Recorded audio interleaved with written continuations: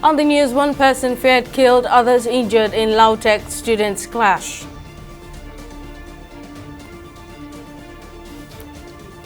Federal government mulls 18 years as minimum entry age into tertiary institutions. And Tinubu advocates creation of regional anti-terror center to fight terrorism in Africa. Thank you for joining us on News Now. I'm Simisola Atikun. Pandemonium broke out at the Ladoke Akintola University of Technology Lautech in the Ogbomoso area of Oyo State earlier on Monday as a police officer allegedly gunned down a student and injured two others. According to reports, the unfortunate incident occurred when the police officer, who is yet to be identified, was invited to settle a misunderstanding between two people in the school. While attempting to settle the matter, the officer reportedly shot sporadically into the air and in the process gunned down one student and injured two others. The incident allegedly triggered a riot in the school as students locked the school gates in protest, demanding justice for the deceased. However, the police and Lautech authorities are yet to comment on the matter as of the time of this report. Minister of Education Tahir Mamman has said the minimum age for admission into Nigerian higher institutions of learning is 18 years. Mamman spoke on Monday during a monitoring exercise of the ongoing 2024 Unified Tertiary Matriculation Examination UTME in Buari, Abuja, where he expressed concerns that parents are pressuring their wards at ages 15 and 16 to gain admission into tertiary institutions. He pointed out that admission into tertiary institutions in Nigeria should not be given to candidates below 18, adding that Nigeria operates the 6334 system of education. According to him, the Ministry of Education is taking skills to pupils from primary school, while the interest of skill acquisition would be for those who will not be able to gain admission into tertiary institutions.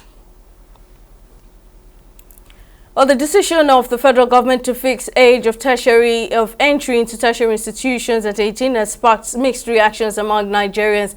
Team lead at Edu Planner Oriyomi Ogunwale joins me on the news to discuss this further. Thank you very much for joining me, Mr. Oriyomi. Now, what's your take on the government's consideration to review the entry age into tertiary institutions, potentially pegging it at 18 years?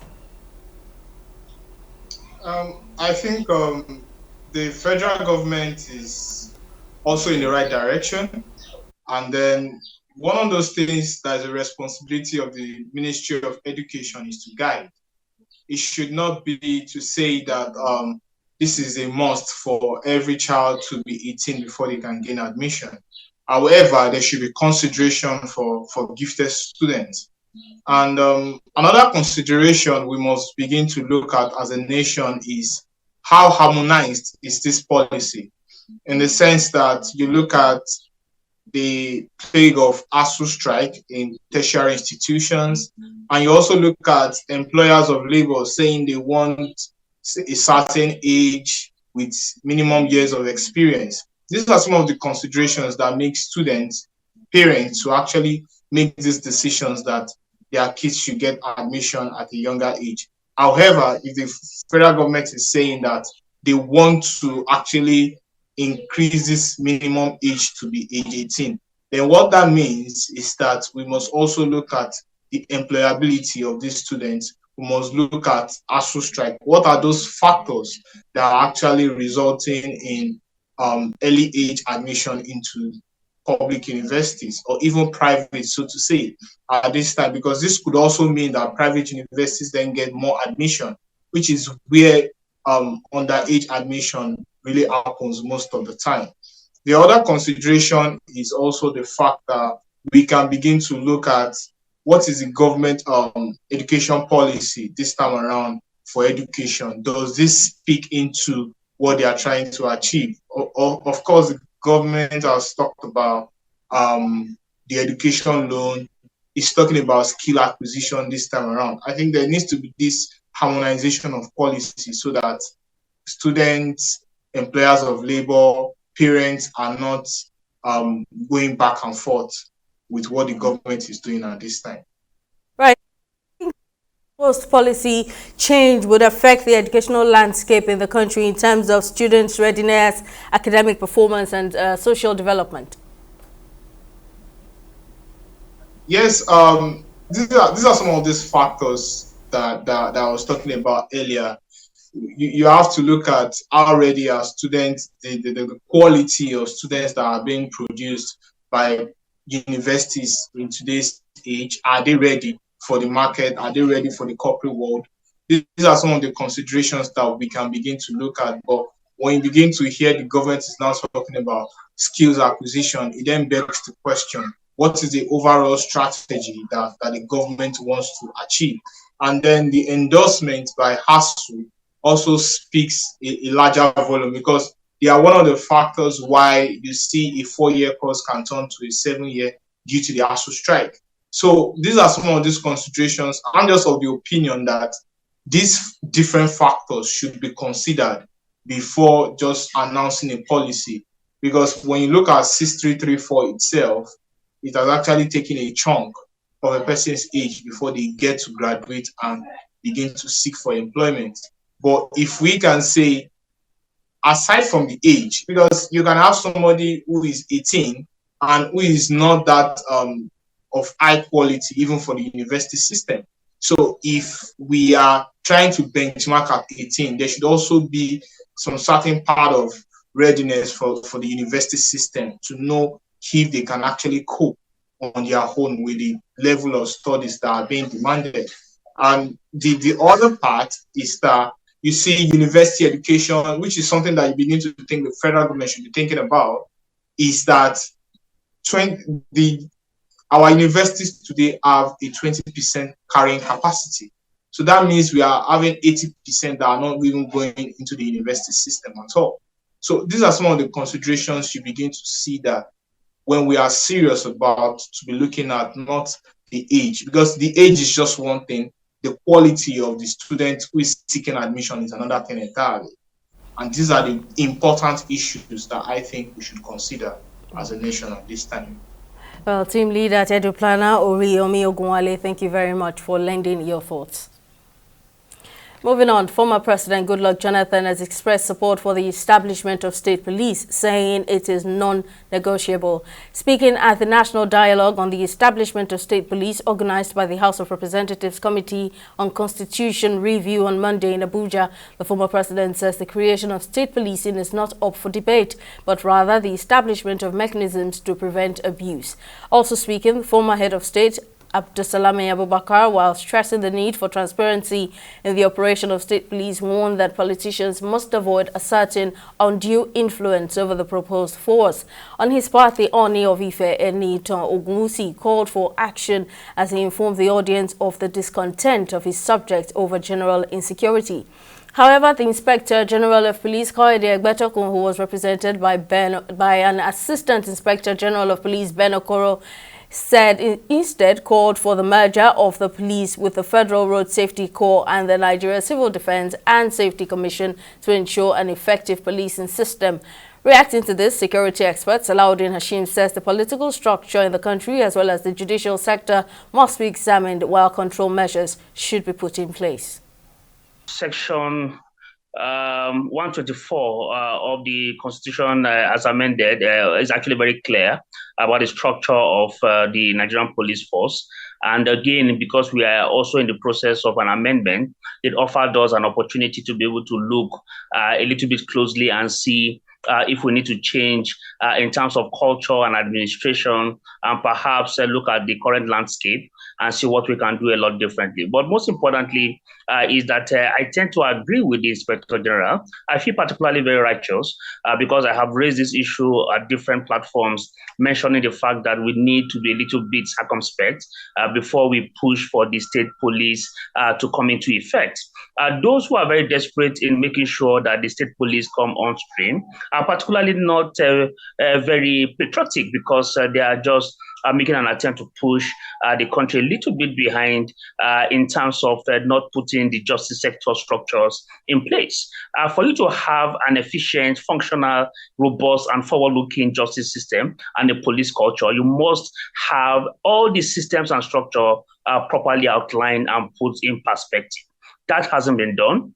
We didn't look at the justice sector response mechanisms at that state level. We didn't look at the landscape of our current political structure and see how we can navigate, manage them. Because again, the founding father didn't envisage that a time will come in the history of this country where we would have the sort of the political class or elites that we have currently. But unfortunately, the IG even made reference to the attempts to arrest the former governor of Kogi State, Yahaya Bello, and how it was resisted by some local groups. And you imagine that the federal force had actually come into a local community. Imagine the kind of resistance that state police under the instruction of the governor would be. Imagine that that is the case, there would have been chaos and there would have been a lot of bloodshed. So we need to find a little bit more of a control measure to be able to achieve this particular feat. Otherwise, we would actually be held in to Golgotha. And I think it is very important that again, we do an assessment of the current policing needs. It is not about putting boots to the ground that would actually help us solve this problem. Meanwhile, the Inspector General of Police, Kayode Egbetokun, has raised concerns over housing shortage within the Nigerian police force. In his address during the first Nigeria Police Housing Summit in Abuja, Egbetokun says the current housing capacity can only accommodate about 10% of the more than 400,000 strong police workforce. According to him, the shortage is a result of years of neglect, leaving existing barracks inadequate for modern policing needs. He says the fund aims to improve housing facilities for police officers across all ranks. This summit is envisioned as a critical platform for discussing and developing strategies to realize our goal of providing accessible and affordable housing to our officers and men. This premier event also aims at fostering comprehensive solutions for the swift delivery of quality, cost-effective housing solutions, both rented and owned, for our force members, active and retired. The objectives of the Nigeria Police Housing Summit 2024 are manifold, and these include to articulate a vision of effective and efficient housing as an essential tool for the welfare of the Nigeria Police Force men and officers. We cannot, with all good conscience, continue towards them in unpleasant conditions. It is essential to provide our dedicated officers with suitable, comfortable housing, both during and for service. Not only will this significantly augment the dignity of the police force, but it will also serve as a fundamental strategy to maintain the security of our communities and this nation at large. The Federal Mortgage Bank of Nigeria, an agency under the direct supervision of the ministry, is supporting this initiative with the provision of a 100 billion naira off-taker guarantee to the consortium of developers, in addition to its commitment to provide mortgage loans to the off-takers upon completion of the houses. The delivery of this target, The delivery of this target will be spread across the nation, and I have no doubt that a good number of our men in uniform will also emerge as beneficiaries under this arrangement. President Bola Tinubu has called for the establishment of a regional counter-terrorism center that will serve as a hub for intelligence sharing, operational coordination and capacity building throughout Africa, while urging firm and expeditious actions against prevailing insecurity on the continent. The president gave the affirmation at the two-day African Counter-Terrorism Summit organized by the federal government with the support of the United Nations Office of Counter-Terrorism. Our correspondent, Akwemi Wosheni, has more details. Terrorism continues to pose a persistent global threat to international peace and security, impacting several regions worldwide, especially the African continent. At this high-level security summit, focus is drawn to current threat analysis, prevention, capacity building, and international cooperation with a view to reshaping the international community's collective response to terrorism in Africa. President Tinubu says organized crime is a major factor that has fueled the rise in insurgency in the Sahel, particularly the proliferation and smuggling of firearms across porous borders. We must therefore fight this threat together, combining determined national efforts with well-tailored regional and international collaboration.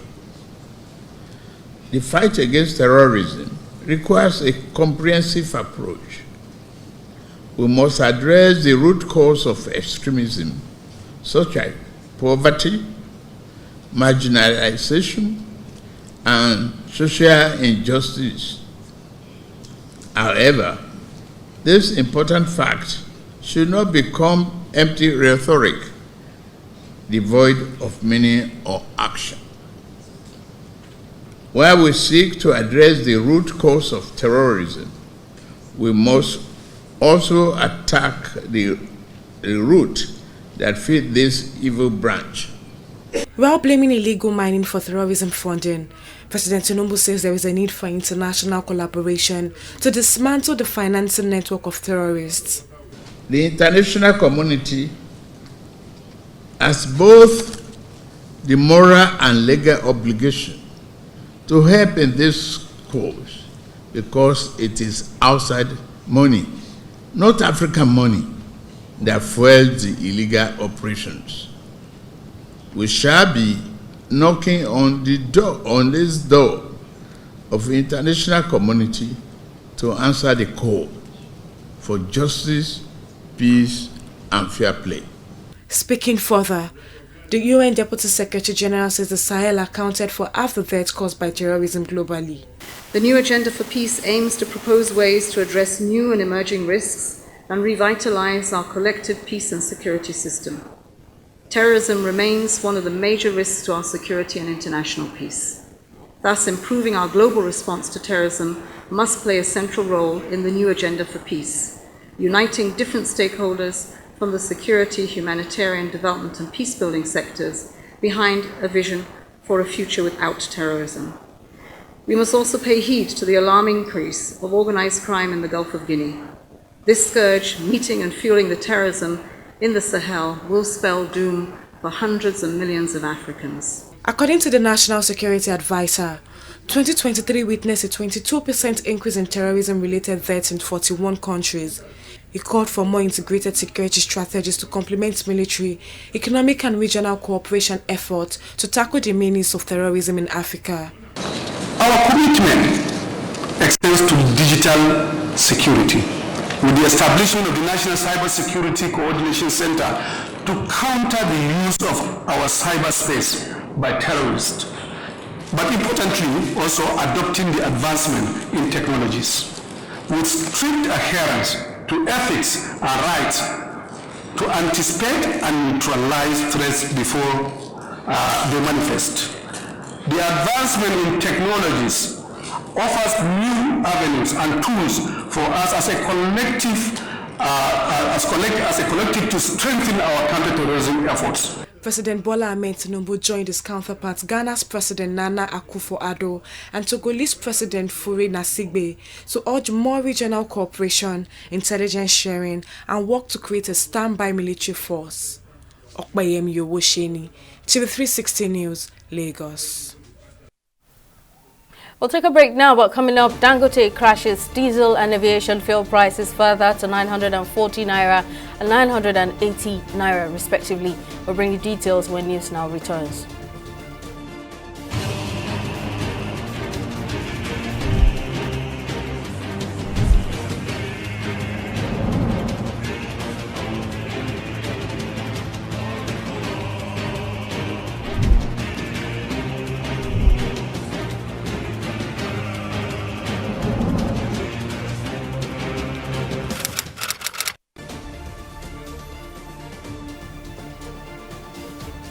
Welcome back. Let's take you through our top stories. Pandemonium broke out at the Ladoke Akintola University of Technology, Ladoke, in the Ogbomoso area of Oyo State on Monday as a police officer allegedly gunned down a student and injured two others. According to reports, the unfortunate incident occurred when the police officer, who is yet to be identified, was invited to settle a misunderstanding between two people in the school. However, the police and Ladoke authorities are yet to comment on the matter. We also told you that Minister of Education Tahir Mamman has said the minimum age for admission into Nigerian higher institutions of learning is 18 years. Mamman spoke on Monday during a monitoring exercise of the ongoing 2024 Unified Tertiary Matriculation Examination UTME in Buhari, Abuja, where he expressed concerns that parents are pressuring their wards at ages 15 and 16 to gain admission into tertiary institutions. And in case you missed any of our news bulletins, for more updates, you can catch us on Limex World TV and AVO TV, or log on to our website on www.tv360nigeria.com. You can also follow us on our social media platforms on Twitter, Instagram, and YouTube at TV360 Nigeria, or download our mobile app on Google Play Store, Huawei App Gallery, and Apple Store. On Facebook, we're TV360 Online.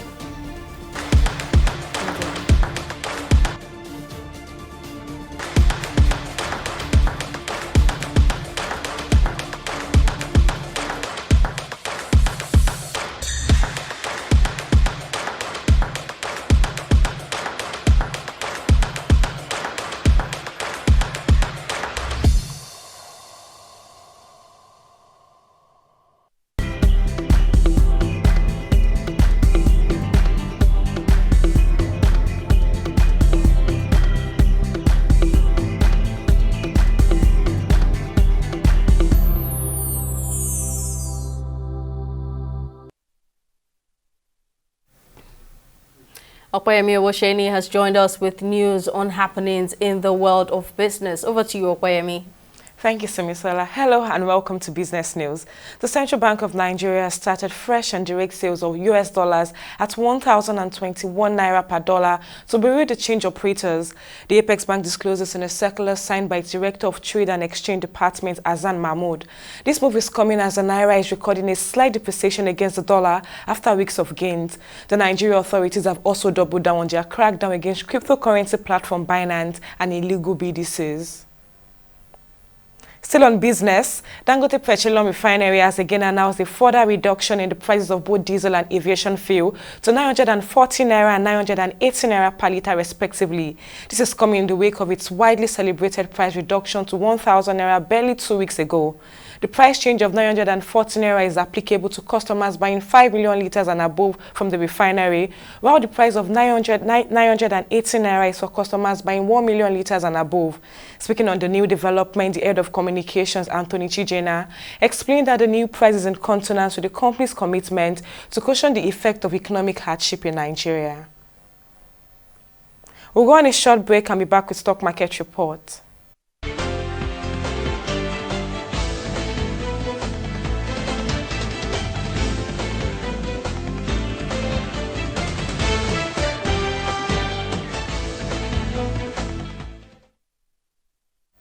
Nigeria's equities market shifted from the northward progression recorded on the first weekday of trading to a southward progression on the second weekday of trading, reducing slightly by 0.35%, with the market's capitalization at 56.38 trillion naira.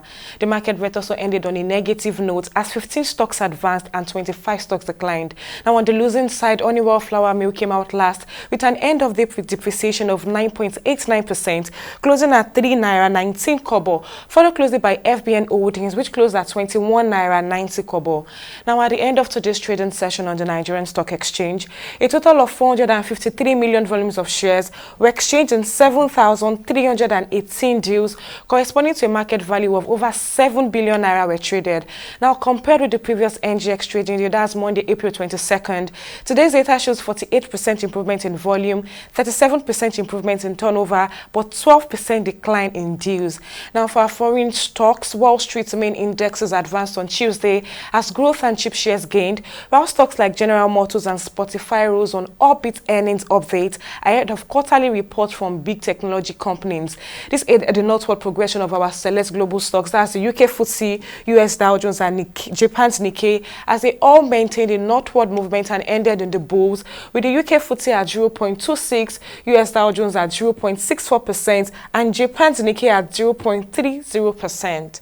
Well, that's it on both business and stock market reports. Back to you, Simisala, for the rest of the news. Thank you, Oyemi. And on the foreign scene, the United Nations Secretary General Antonio Guterres has confirmed the importance of a strengthened and modernized UN to more effectively serve and assist global populations, hence the need for a UN 2.0. According to the top UN official, amid multifaceted crises ranging from conflicts to climate and poverty and inequality, the world looks to the UN to help deliver the better, safer and greener world. In his Monday address, Guterres highlighted the necessity for a forward-thinking culture at the UN, driven by swift technological progress. According to him, 21st century problems cannot be solved with 20th century tools. Our world today is confronted by crisis after crisis. Conflicts, climate catastrophe, poverty, inequality, and stalled progress towards the Sustainable Development Goals. The world looks to the United Nations to help build the better, safer, greener world we need. But we cannot solve 21st century problems with 20th century tools. We need a UN 2.0, a strengthened and updated United Nations built around a quintet of change: data, innovation, digital solutions, strategic foresight, and behavioral science to better reach and support the people of the world. And a new forward-thinking culture at the UN, powered by the rapid technological advances all around us, especially as we move forward on the fundamental changes proposed in our common agenda and the Summit of the Future. We are already seeing what is possible, from online resources for remote schools, to humanitarian aid based on real-time data, and technology that helps countries forecast and build resilience to disasters. Ultimately, UN 2.0 will make us better partners for countries as they achieve results for their people. Change is never easy, but change is essential. Together, let's embrace UN 2.0 and deliver the dynamic and innovative solutions our world needs. Meanwhile, the United Kingdom has unveiled its largest ever military support package to help Ukraine in its fight against Russia's invasion. London said in a statement on Tuesday that Prime Minister Rishi Sunak will give details on the £500 million package during a visit to Poland. Ukraine has been calling desperately for increased aid as Russian forces have started to make headway on the front lines and have increased their airstrikes. The UK made the announcement as the White House seeks to push through a long-delayed aid package from the United States worth about $60 billion. On sports, Nigeria's Chiamaka Nnadozie is up for the Best Goalkeeper of the Season award in the French D1 Akem Women's Top Flight League in France. Nnadozie has been nominated for the individual accolade for the second consecutive season after establishing herself as one of the best goalkeepers in the French top flight. The Nigerian international will battle Olympic Lyon's Christian Endler and Katarzyna Kierdzinek of Paris SG for the award. That's it on News Now. Many thanks for watching. See you again next time.